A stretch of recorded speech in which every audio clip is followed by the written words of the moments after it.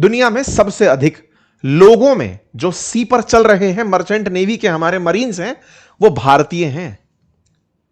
और उन भारतीय क्रू को ले जा रहे जहाजों पर यह हमला, और उनमें सबसे बड़ी बात, अमेरिका ने बकायदा इसका वीडियो जारी किया।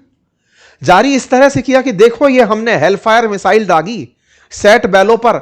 और आश्चर्यजनक किंतु सत्य, मैं आपके सामने वो ऑडियो चला नहीं सकता, आप अंदर से उद्विग्न हो उठेंगे। हमारे भारतीय क्रू, उनकी आवाजों में वो मर्म था जिसमें वो ये मदद के लिए रिक्वेस्ट कर रहे हैं कि हमारे जहाज पर आग लगी है, हम डूब रहे हैं, हमें बचाएं। दुर्भाग्यपूर्ण है। दुर्भाग्यपूर्ण यह है कि एक अमेरिका बम डालता है, बैठा हुआ है कोसों दूर, स्ट्रेट ऑफ हॉर्मुज में ब्लॉकेड लगाकर, निकलते जहाजों को आरोपित करके कि तुम ईरान का तेल ले जा रहे थे, इसलिए मैं तुम्हें मारने का हक रखता हूं। ना तो यह पानी अमेरिका की बपौती है और ना ही ईरान की। मर भारतीय रहे हैं। दुख इस बात का है कि चुप भी हम हैं। क्या लेकर बैठे हैं हम, क्यों दब रहे हैं हम, यह सवाल समस्त भारतीय पूछ रहे हैं। 3 दिन में 3 जहाज, इस पर मैंने कल भी सेशन किया था जब जहाजों पर हमला हुआ था, लेकिन भारतीय शब्द यूज नहीं किया था। कारण था, मुझे ही लपेटते कि आओ तुम्हें कैसे पता कि भारतीय हैं साहब, मैं तो ईडी सीबीआई में हूं नहीं। मैंने भी सेफ आपके सामने कहा भारतीय मारेगा साहब। चलिए मारते हैं, आगे बढ़ते हैं। अमेरिका का तो यह रुतबा है। अब तक जब से युद्ध शुरू हुआ है, संख्या में मीडिया में पढ़ रहा था, 7 से अधिक भारतीयों की मौत हो चुकी है। कंडोलेंसेस जानते हैं हम, तीव्र प्रतिक्रिया देते हैं साहब। हम इतनी कड़ी निंदा करते हैं कि निंदा कड़ी हो गई है आजकल। निंदा को शर्म आने लगी है कि भयंकर निंदा करेंगे हम, इतनी भयंकर निंदा करते हैं हम। क्यों सर? सर हम चुप क्यों हैं, यह समस्त भारतीय जानना चाहते हैं। कुछ भारतीयों का इसके ऊपर बड़ा बचाव भी है कि भूल गए कि भारत ने इस युद्ध के काल में तेल के खरीदने में तमाम प्रकार के विकल्पों को खोल कर रखा है। भारत सबको साध कर चल रहा है। बहुत से लोग इस प्रतिक्रिया में यह भी कहते हुए पाए जाएंगे कि भूल गए एक समय भारत में इतने आतंकी हमले होते थे, आज हमारे देश में आतंकी हमले नहीं होते, भारतीय मर गए तो क्या हो गया। नहीं सर, ना तो हम आतंकी हमलों में मरने वालों के प्रति नफरत रखते हैं और ना ही इस तरह किसी की गुस्ताखी से मरे भारतीयों के प्रति अपने द्वेष को, अपने दुख को कम करते हैं। ये बड़ा सवाल है सर, और ये ऐसा सवाल है जो समस्त भारतीय पूछना चाहते हैं, जानना चाहते हैं कि आफ्टर ऑल आप बोलते क्यों नहीं है। हम समस्त भारतीयों को सरकार की तरफ, भारत के प्रतिनिधियों की तरफ बहुत ही गहराई से देखने का अब मन कर रहा है, और अंदर से इस भाव को फूट फूट कर जगह मिल रही है कि प्लीज बोलो ना, कुछ तो बोलो। मैं आपको कुछ एविडेंस देता हूं। आज ईरान के प्रति लोगों के मन में इज्जत क्यों बढ़ी, यह सोचने वाला विषय है। कारण सिर्फ एक, ईरान भयंकर सैंक्शंस झेला हुआ। हमारी मीडिया तो यह तक खबर चला देती है, अब नाम नहीं लेंगे झुंझुनाओं का, अदरवाइज खबर तो यह तक चल जाती है कि वहां ईएमआई पर रोटी खा रहे हैं लोग। उस ईरान ने जिसने इतने प्रतिबंध झेले कि उसकी मुद्रा इतनी डिवैल्यूएट हो गई, आज तक नहीं झुका।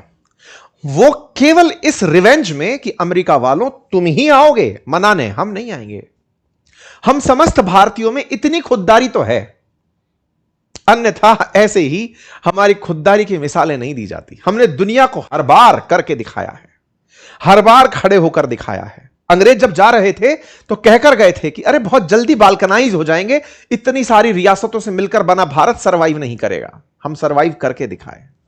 हम वो देश हैं जो एकजुट रहकर दिखाए। हम वो देश हैं जिसने अमेरिका के द्वारा सुअरों को खिलाया जाने वाला PL-480 अनाज भारत को भेजा। उस समय भारत ने प्रतिज्ञा ली, जय जवान जय किसान, बनाएंगे अपना अनाज, करी हमने हरित क्रांति, और आज दुनिया को भोजन दे रहा है भारत।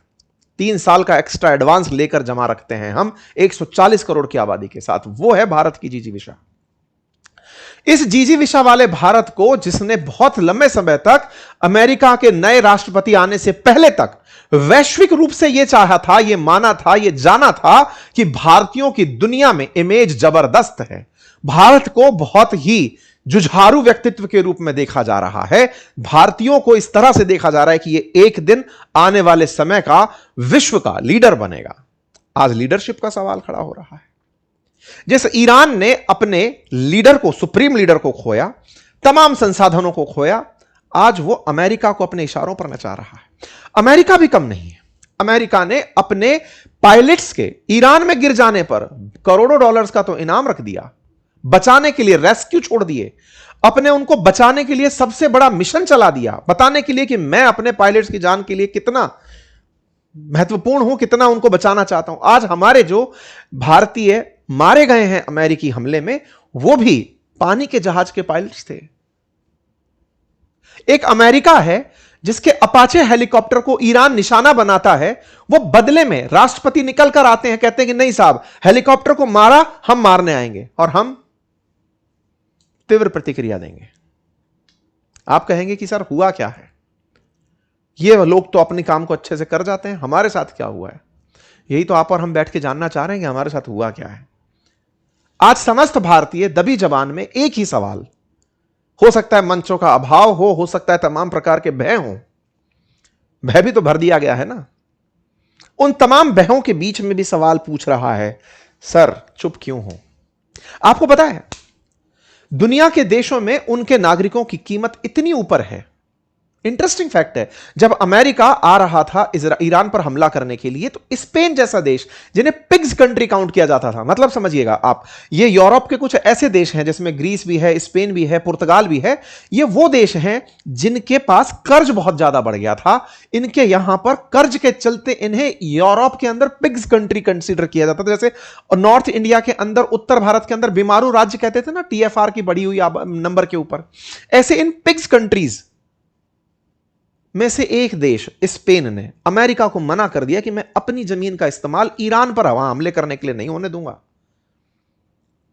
अमेरिका ने तुरंत टैरिफ ला दे, बोले लाद दे, और गरीबी में और जी लेंगे।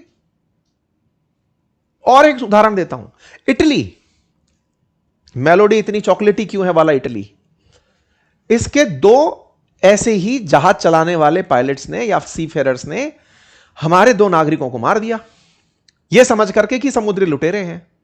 भारत ने अपने यहां पर उनको पकड़ने का चाहत रखा, रोक कर रखा। वो यहां से बोलकर गए कि साहब हम इटली जा रहे हैं वोट देने के लिए, हमें इजाजत दें। आए नहीं भाई साहब, देश अटक गया इस बात पर, भारत इटली के संबंध खराब हो गए, पर वो अपने नागरिकों की जान के लिए एकदम अड़ गए कि नहीं साहब, हमारे नागरिक तो हमारे। दुनिया भर के उदाहरण हैं। आज इजराइल की कहानियां सुनते हैं, मोसाद यह करता है कि अगर कोई भी इजरायली की जान चली जाए तो मारने वाले को ढूंढ ढूंढ कर मारता है। और हम, अरे छोड़ो, एक इंटरेस्टिंग चीज आप भूल रहे हैं, ये भूल रहे हैं, पन्नू भारतीय था, अमेरिकी नागरिकता लेकर अमेरिका में रहता है, आए दिन भारत को थ्रेट देता है। अगर हम अमेरिका हुए होते तो इसको कानूनी रूप से घुसकर मार रहे होते तो भी तारीफ हो रही होती।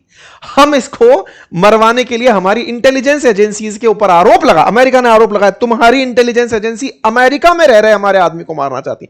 एक हमारे भारतीय अधिकारी का नाम ले दिया गया बकायदा कि साहब इन्होंने मारने की हिमाकत की। भारत को बकायदा अमेरिकी अधिकारी, अमेरिकी NSA, जैक सुलिवान जैसे लोग आकर के कह के जा रहे हैं ये तो गलत कर रहे हो आप लोग, हमें अंतरराष्ट्रीय रूप पर इस तरह से ट्रीट किया जा रहा है कि तुम्हारी इतनी हिम्मत। आप पूछेंगे कि क्या हमें अचानक आत्मसात हुआ है क्या कि हमारी बहुत ज्यादा बेइज्जती हो गई है? नहीं मेरे प्यारे साथियों, भारत की यह चुप्पी बड़े सवाल खड़े करती है। मैं आपको ज्यादा नहीं, थोड़ा सा पीछे लेके चलता हूं। बात 2013 की है। भारत की एक IFS अधिकारी, विदेश सेवा की अधिकारी थी, देवयानी खोबरगाड़े। ये अमेरिका में पोस्टेड थी। इनके साथ में ये एक मेड लेकर गई, कर्मचारी लेकर गई। उसकी तनख्वाह जितनी कमिट करके गई उतनी नहीं दी बताई, उसने केस कर दिया। अमेरिका की फोर्सेस ने, पुलिस ने पकड़कर देवयानी को जेल में डाल दिया और एक वियना कन्वेंशन से बंधे हुए भारतीय सेवा के अधिकारी को वहां पर आम कैदियों की तरह रखा और जांच भी, कहा जाता है कि कपड़े उतार कर जांच की गई। इस बात का देवयानी ने जब विरोध किया, भारत में जब विरोध हुआ, तो आपको जानकर आश्चर्य होगा, उस समय की तत्कालीन सरकार ने, मनमोहन सिंह सरकार थी, उस समय पर US एम्बेसी के बाहर से दिल्ली पुलिस की ब्लॉकेड हटा दी कि यहां से सिक्योरिटी हटाओ इन सब की। इन अमेरिकियों को दिल्ली के एम्बेसी के अंदर, दिल्ली में बैठी हुई US एम्बेसी के बाहर कोई भी सुरक्षा देने की जरूरत नहीं है। सदन में बहस चली इस बात के ऊपर। अमेरिकी अधिकारियों को भारत के अंदर समकक्ष अधिकारियों से बात करके माफी मांगनी पड़ी कि साहब गलती हो गई। बाकायदा हेडलाइन बनी थी, स्ट्रिप सर्च, भारत के अधिकारी को इतना जब ह्यूमिलिएट किया गया था, भारत के अंदर प्रोटेस्ट शुरू हो गए थे। बराक ओबामा का शासन था, उनका मानना था हमें तो पता ही नहीं था इतनी बड़ी घटना हो जाएगी। भारत की प्रतिक्रिया, यह केवल एक बार का मौका नहीं है, आप थोड़ा और पीछे चलिए।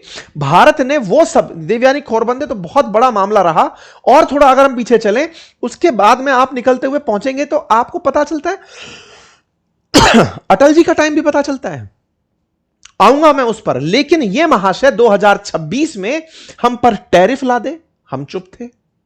हमको हेल होल बोले, हम चुप थे। पाकिस्तान को विजेता घोषित किए, हम चुप थे। पाकिस्तान के साथ में हमारे इतने जहाज गिर गए, ये बोले, हम चुप थे। हमारे भारतीयों के ऊपर हमले अमेरिका कर रहा है, हम चुप हैं। और चुप होने के नाम पर प्रतिक्रिया स्वरूप ये शोभा नहीं देता। मतलब ये ऐसी बात है कि हमारी जितनी इतनी पावरफुल कंट्री, पावर और कुछ नहीं तो साहब हम वो देश के लोग हैं जिन्होंने जब पाकिस्तान से युद्ध लड़ा था ना, लाल बहादुर शास्त्री जी ने भारतीयों से आह्वान किया था कि हे भारतीयों, दिक्कत है हमारी सेना के पास, खाद्यान्न पहुंचाना है हमें। वो युद्ध लड़ने गए पाकिस्तान के साथ, भोजन का अभाव है, अगर आप मेरे साथ एक वक्त का उपवास रख सकते हैं ताकि हमारे जवानों को भोजन की सप्लाई बनी रहे। नारा दिया, जय जवान जय किसान। भारतीयों ने व्रत कर लिए थे,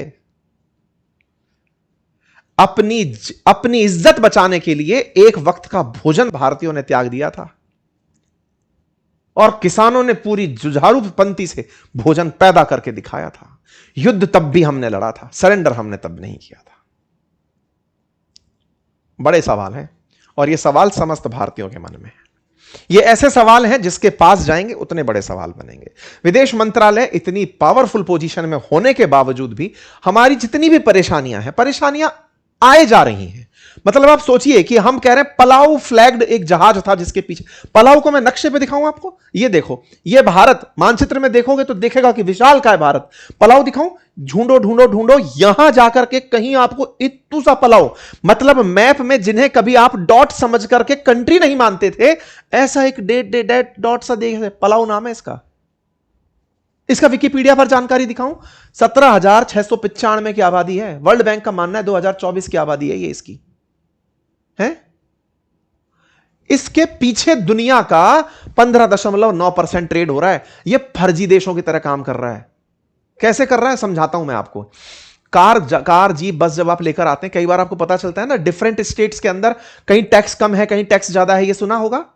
जहां कम टैक्स है कहीं ज्यादा टैक्स है, ये जब आप सुनते हैं तो इसी टैक्सेशन में कंट्रीज का नाम भी आता है। पानी के अंदर जब जहाज चलते हैं ना, तो वो जहाज क्या करते हैं, अपनी मर्जी माफिक झंडा लगवा लेते हैं। किस देश का झंडा? बोले जिसका सस्ता पड़ेगा उसका झंडा लगा लेंगे। फ्लैग ऑफ कन्वीनियंस कहते हैं इसे।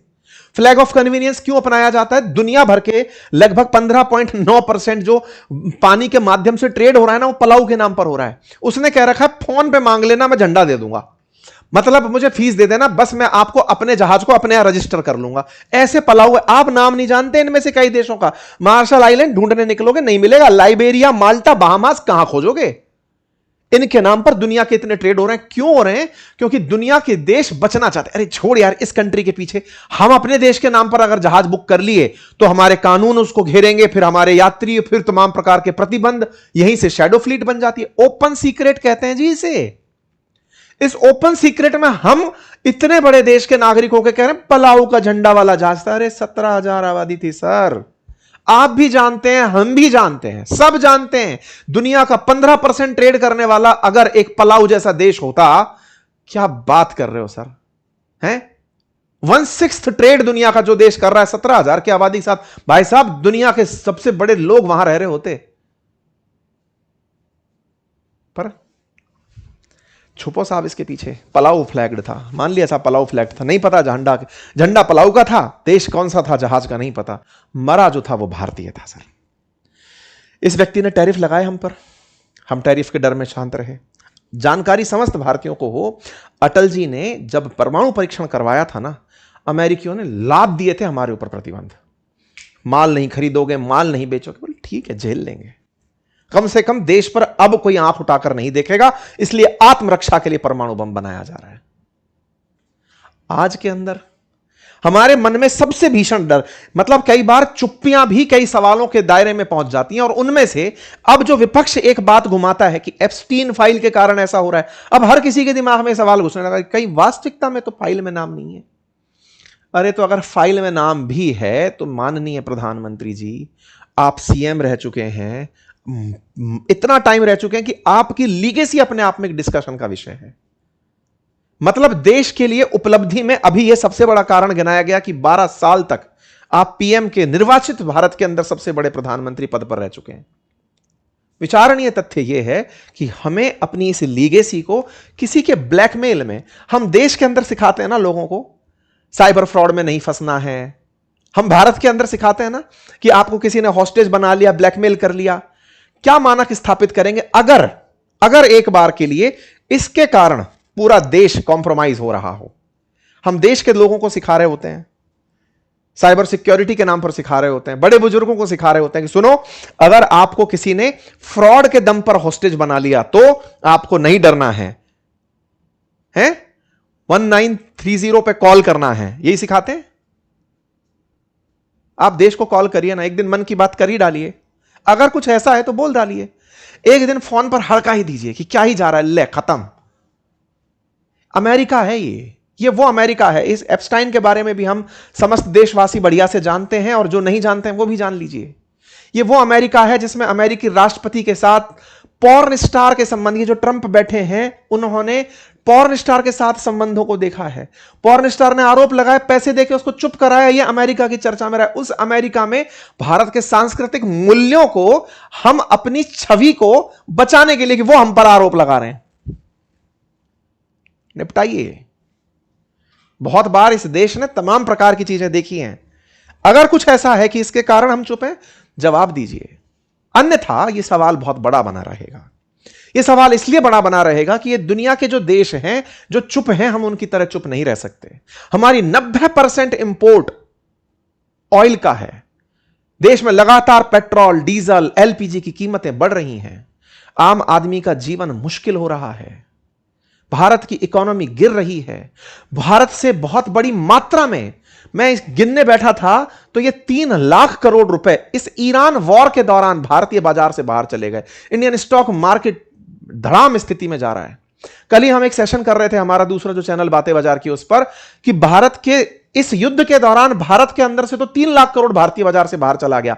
एफपीआई, फॉरेन पोर्टफोलियो इन्वेस्टर पैसा निकाल कर चले गए। इसी युद्ध से प्रभावित और देश हैं, साउथ कोरिया, जापान, ताइवान, उनका बाजार भागे जा रहा है। वहां आईटी स्टॉक्स में इन्वेस्टमेंट होता चला जा रहा है। तेजी से देश ऊपर बढ़ रहे हैं। हमें विचारने की आवश्यकता है। इंटरनल मैटर्स को आपने बखूबी निभा लिया। सरकार को इस बात की खूब सारी तारीफ मिले कि उन्होंने आंतरिक शांति को लेकर के बढ़िया काम कर लिया। हमारे देश में सुरक्षा, शांति, आतंकवाद से लड़ने की क्षमता सब आ गई। अब अंतर्राष्ट्रीय मोर्चे पर भी खुलकर निकल पड़ो। सब देशवासी तैयार हैं, दबने की जरूरत नहीं है। स्थितियां बिगड़ चुकी हैं। प्रधानमंत्री मोदी, आपका वही रूप पसंद है लोगों को जब आप दहाड़ते थे दुनिया के मंचों को। आज वही समय आ चुका है।